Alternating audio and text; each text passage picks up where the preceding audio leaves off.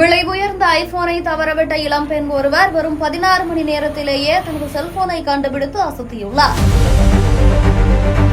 திருவள்ளூர் மாவட்டம் கடம்பத்தூர் பகுதியைச் சேர்ந்தவர் சுபாசினி. இவர் சென்னையில் உள்ள தனது சகோதரி வீட்டிற்கு சென்றுவிட்டு கடம்பத்தூர் செல்வதற்காக திருநின்றவூர் ரயில் நிலையம் வந்தபோது அங்குள்ள நடைமேடை அருகே உள்ள கால்வாய் பகுதியை கடக்க முயன்றுள்ளார். அப்போது சுமார் 1 லட்சம் மதிப்புள்ள தனது ஐபோனை அப்பகுதியில் உள்ள சுவற்றின் மீது வைத்துவிட்டு எடுக்காமல் மறந்துவிட்டு கடந்து சென்றுள்ளார்.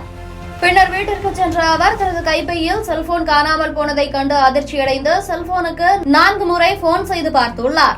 4 முறை போன் ரிங் ஆகியும் எதிர் திசையில் போன் எடுக்கப்படாமல் இருந்துள்ளது. பின்னர் சுவிட்ச் ஆஃப் ஆகியுள்ளது. பின்னர் மீண்டும் தனது நண்பருடன் 11 மணி அளவில் திருநின்றவூர் ரயில் நிலையம் வந்து அங்கு பாதுகாப்பு பணியில் இருந்த ரோந்து காவலர்கள் உதவியுடன் கால்வாயை கடந்து சென்று அப்பகுதியிலும் தேடியுள்ளனர்.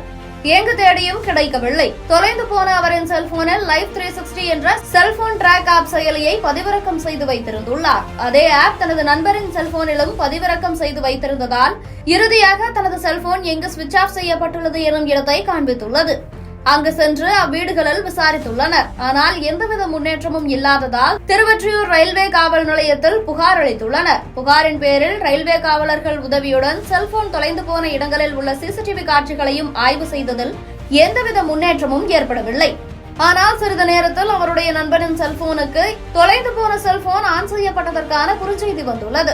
இதையடுத்து திருவள்ளூர் ரயில்வே காவல் போலீசார் உதவியுடன் மொபைலை டிராக் செய்தபோது அது அடகுக்கடை ஒன்றினை காட்ட அதில் ரயில்வே போலீசார் நடத்திய விசாரணையில் வடமாநில நபர் ஒருவர் அங்கு அடகு வைத்ததாகவும் தம்மிடம்தான் அந்த செல்போன் இருப்பதாகவும் அடகுக்கடை உரிமையாளர் கூறியுள்ளார். பின்னர் வெறும் 16 மணி நேரத்திலேயே காணாமல் போன தனது செல்போனை அடகுக்கடையில் சென்று மீட்டுள்ளார்.